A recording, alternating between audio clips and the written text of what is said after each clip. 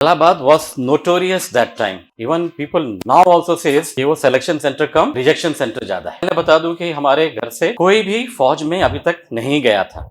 ना वो हुए ना हम हुए। पहला एसएसबी में हम दोनों वापस आ गए एंड तो एक झटका सा तो लगा और ऐसा कोई बोलने वाला भी नहीं था कि इंट्रोस्पेक्शन करो और ये करो वो करो। To share today my journey which I went through the Navy. तो ये शुरुआत तो मुझे कैसे सिलेक्शन हुआ वहां से करनी पड़ेगी। जिस स्टेज में आप लोग हैं वो स्टेज में मैं भी कभी था और उसके लिए मेरे को आपको 40 साल पहले ले जाना पड़ेगा, रादर 43 इयर्स बैक। तो जब मैं आपकी तरह था, एक स्टूडेंट था, उस टाइम पे 12th नहीं होती थी, हमारे टाइम पे होती थी हायर सेकेंडरी 11th कर ली। मैं भोपाल से एक्चुअली पढ़ रहा था, थोड़ा फॉर्चुनेट ये कह सकते हैं कि सिटी से पढ़ रहा था, तो बट उसके बावजूद भी मुझे एनडीए का जानकारी थी लेकिन बहुत कम, और कहीं ना कहीं एक ये फीलिंग भी थी I was not very good in studies but not bad also. I was somewhere in between, मैं बीच में कहीं हुआ करता था। हाँ, हालांकि उसके साथ में दूसरी एक शायद जो मेरे साथ में थी कि मैं एक अच्छा स्पोर्ट्समैन था। I was good in football, hockey, cricket, कोई सा भी गेम ले लो, मैं अगर वो खेलता था तो मैं अच्छा खेल पाता था। तो वो एक मेरा पॉजिटिव था और एवरेज इन स्टडीज। तो this was my background that time. अपना हायर सेकेंडरी किया तो उसके आगे यही सोचा था कि बीएससी कर लेंगे। तो हमने फिर भोपाल के एमवीएम साइंस कॉलेज से बीएससी किया और बीएससी करते करते अब थोड़ा बहुत समझ में आना शुरू हुआ कि यार लाइफ में अभी क्या करना है, क्या करना चाहिए। उसके पहले सोचा नहीं था, कुछ इतना समझ भी नहीं थी और कोई बताने वाला भी शायद नहीं रहा। और फिर जब फाइनल आते आते जब बीएससी फाइनल में पहुंचे तब सोचना शुरू किया भाई जिंदगी में करना क्या है, बीएससी के आगे क्या क्या ऑप्शन है हमारे पास में। एंड तो ऑप्शन हमको कुछ ठीक है जिस तरह से सबको नज़र आते हैं कि ठीक है, एक डिफेंस भी एक जगह है, यूपीएससी आईएएस भी आप कर लीजिए, और मैं मतलब बाकी जितने भी वेरियस यूपीएससी एग्जाम्स के वो मैंने उसके बारे में थोड़ी जानकारी, क्योंकि उस टाइम पे ज़्यादा यही था गवर्नमेंट सर्विसेज के अंदर में, यूपीएससी के एग्ज़ाम दो, आईएएस का दो, आईईएस का दो, फॉरेस्ट का दो, ये सब अवेलेबल थे। तो ये हमने सोचा कि ये मैं करूँगा करके। और पहली बार जब मैंने अपना उस टाइम पे ग्रेजुएशन करके सीडीएस दिया, कंबाइंड डिफेंस सर्विसेज, आपको कई लोग को पता होगा और कई लोगों ने दिया भी होगा। तो ये कंबाइंड डिफेंस सर्विसेज में मेरा पहला अटेम्प्ट एकदम से आराम से क्लियर हो गया फॉर्चुनेटली, क्योंकि समहाउ कॉलेज स्कूल डेज से ही मेरा करंट अफेयर्स को लेके, जनरल नॉलेज और ये लेके कहीं ना कहीं रुझान रहा। तो आई वॉज गुड इट, तो आराम से मेरा सीडीएस क्लियर हो गया। My first SSB came and I went to Allahabad. Allahabad was notorious that time. Even people now also says कि वो सिलेक्शन सेंटर कम रिजेक्शन सेंटर ज़्यादा है। तो वो उस टाइम पे तो वाकई ऐसा होता था। तो एक डर सा तो बैठा रहता था कि आप जा रहे हैं SSB Allahabad, oh my goodness कहाँ फंस गए, ये दिमाग में आता था। खैर जो भी हो, दिमाग में आया गया, जो भी हम पहुंच गए, इलाहाबाद पहुंच गए, जितना आता था उतना किया।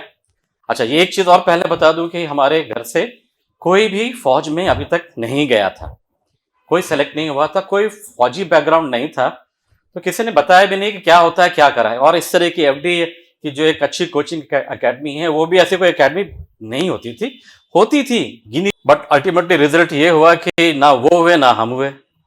पहला एसएसबी में हम दोनों वापस आ गए एंड तो एक झटका सा तो लगा। कई लोगों को हो सकता है यहाँ पे भी आप लोग जो लोग फर्स्ट अटेम्प्ट में या सेकंड अटेम्प्ट में आ गए होंगे, तो कई बार लगता है कि क्या हो गया, हमने तो बहुत अच्छा किया था। और ऐसा कोई बोलने वाला भी नहीं था कि इंट्रोस्पेक्शन करो और ये करो वो करो। बट फिर भी जैसे कि हम लोग सब करते हैं, ये नेचुरल है कि हम भी कहीं कोई एग्जाम करते हैं तो उसके बाद में अपने आप को हम जानने की कोशिश करते हैं कि हमसे कितना गलती हुई है और कितना अच्छा हुआ है। तो ये हैबिट मेरे में भी थी। मतलब मैं हमेशा जब भी एग्जाम देके आता था तो पेपर लेके बैठता था घर में, और उस पेपर के अंदर में हर एक क्वेश्चन के आगे अच्छा ये 5 मार्क्स का है तो मुझे मैंने इतना लिखा है तो मुझे 3 मार्क्स मिल जाएंगे। तो ऐसे करके मैं कर लिया करता था एंड समहाउ जितने भी मेरे मार्क्स बनते थे, फॉर एग्जांपल 64 मार्क्स बने, तो मैं बोलता था कि मेरे को finally finally 64 plus minus 2 marks मिलेंगे। एंड बिलीव यू मी, मुझे उसी के आसपास में मार्क्स मिलते थे। तो कहीं ना कहीं अपने आप मैंने जो किया है वो एक समझ तो थी। तो ये जब 1 करके मैं आया तो पता चला कि अ, मैं इंग्लिश मीडियम स्कूल से जरूर था, बट लेकिन हमारी जो बोलचाल की भाषा थी वो इंग्लिश नहीं थी। कई स्कूल में ऐसे होता है कि इंग्लिश मीडियम स्कूल है बट लेकिन medium of talking to each other is Hindi only. आवाज कुछ कटी आ रही है। So same thing was there with me also and so I found a little constraint while presenting myself in Allahabad. English में थोड़ा सा कंस्ट्रेंट था, बोलने की कोशिश करी, बोला भी, सब कुछ किया, लेकिन इतनी फ्लुएंसी से जो बोलते हैं, कुछ लोग आते थे जो कॉन्वेंट एजुकेटेड थे, स्पेशली उस टाइम पर एक हवा बना हुआ था कि देहरादून और दिल्ली के जो बच्चे आएंगे वो काफी चटक और चंट और स्मार्ट होते हैं करके। तो कई लोग थे मेरे साथ में और वाकई उनकी इंग्लिश बेटर थी और उनमें से कुछ हुए भी। तो एक पहला चीज समझ में आया कि इंग्लिश इंप्रूव करनी है। ठीक है, फिर मेरे को सेकेंड अटेम्प्ट दिया मैंने सीडीएस का, 6 महीने के बाद में आता है। सेकेंड अटेम्प्ट दिया और फिर क्लियर हो गया। एग्जामिनेशन क्लियर करने में परेशानी नहीं होती थी। एंड इस बार मेरा आ गया बैंगलोर। सॉरी एक गलती हो गई मेरी, फर्स्ट वाला मेरा बैंगलोर आया था, इस बार मेरा इलाहाबाद आया। तो बैंगलोर से पहला मैं वापस आया था और अब इलाहाबाद आया। तो अब मुझे ये जो बात मैं कह रहा था कि ये सिलेक्शन सेंटर नहीं रिजेक्शन सेंटर मिल गया है करके, तो वो एक थोड़ा सा हवा बैठा हुआ था। फिर भी लेकिन मैंने यहां पे बहुत अच्छा करने की कोशिश करी and I think I have done quite well. और मुझे थोड़ा सा लग रहा था कि मेरा सिलेक्शन होना चाहिए। कॉन्फ्रेंस में मेरे को काफी रोका गया, मेरे से बहुत क्वेश्चनिंग करी गई, जो मुझे बाद में पता चला कि शायद मैं बॉर्डर लाइनर था, इसलिए मेरे को वहां पे कॉन्फ्रेंस में रोक के उन्होंने काफी क्वेश्चन किया। करीब 6-7 मिनट का मेरा चला, कुछ उन्होंने क्वेश्चन पूछे थे और जाते जाते एक क्वेश्चन जो हर जगह पूछा जाता है कि do you want to give any suggestion to improve the facilities being provided here. हम भी लाइक है, जैसे कि हमें बहुत गुड ऑब्जर्वेशन आता है, हमने भी एक ऑब्जर्वेशन दे दिया उनको। मैंने कहा sir the dal which is being provided in the mess is not good. What is not good in that? Sir उसमें कंकड़ हैं सर, यहाँ पे ऑफिसर्स को कंकड़ खिलाए जाते हैं। ओके ओके, उन्होंने thank you, your point taken and you may please go.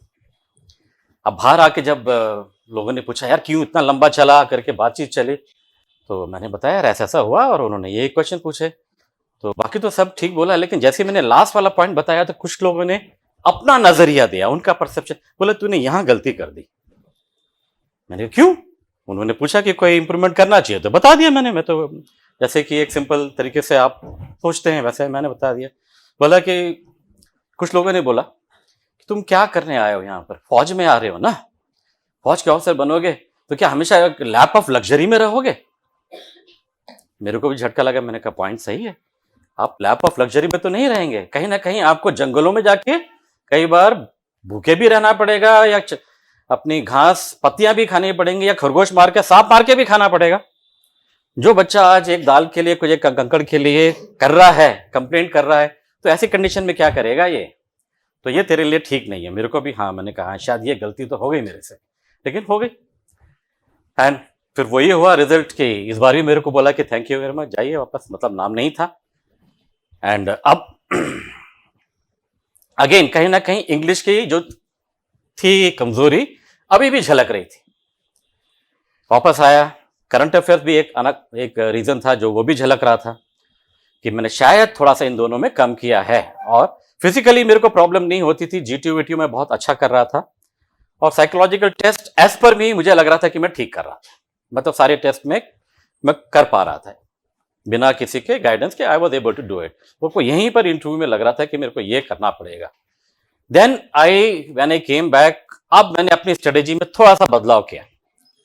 मैंने कहा कि अभी जो करना है हमारे को वाकई इंग्लिश इंप्रूव करनी है। And believe me, started reading dictionary. मैंने डिक्शनरी पढ़ना शुरू किया। और जब भी मैं कोई पेपर पढ़ रहा हूँ या मैगजीन पढ़ रहा हूँ तो मुझे कहीं ना कहीं ऐसे डिफिकल्ट वर्ड्स आते थे जिसका मतलब समझ में नहीं आता था। जब मतलब समझ में नहीं आ रहा है तो वो सेंटेंस क्या बन रहा है, उसका अर्थ क्या निकल रहा है, आपको समझ में नहीं आता, क्योंकि वो तो फिर मैं वो सबको लिखना शुरू कर दिया, difficult words, all the difficult words, और डिक्शनरी खोली, उसका मीनिंग लिखा। ऐसे करके डेली में कम से कम 10 से 15 डिफिकल्ट वर्ड्स लिखना शुरू किया। और बाय द टाइम 5-6 महीने बीते तो मेरी पूरी डायरी भर गई थी और मेरी वोकैबुलरी बहुत इंप्रूव हो गई थी। When you start understanding the meaning of the word, you are able to use those words in your speech and in your writing also। तो ये फर्क पड़ता है। तो ये फर्क मेरे में आया, मेरी इंग्लिश बेटर हुई, वोकैबुलरी बेटर हुई। और साथ में मैंने उस टाइम पर एक बुक आया करती थी, अभी भी आती है, जो मेरा एक करंट अफेयर्स को लेकर थोड़ा मुझे कहीं लगा था, तो वो बुक नहीं, मैगजीन है, कंपटीशन सक्सेस रिव्यू, जो अभी भी आती है। बट उस टाइम पे वो मैंने 3-4 महीने की खरीदी थी और उसको मैंने पढ़ना शुरू किया था। तो उसके अंदर में कंसाइज और कॉम्प्रिहेंसिव मैनर के अंदर में सारी जितनी अपनी करंट अफेयर्स की न्यूज़ होती हैं वो दी रहती हैं। तो कहीं ना कहीं वो आपको एक आंसर करने में ईजी हो जाता है कि अगर उन्होंने कोई भी क्वेश्चन किया तो आपने कहीं ना कहीं पढ़ा है तो आप रिप्लाई कर पाते हैं। Now third time I went, यहाँ पे इस बार मैंने जो भी किया तो I was very confident. This time I was confident कि मेरा इस बार तो डेफिनेटली मेरा टेस्ट नंबर पुकारा जाएगा, एंड इट हैपेंड।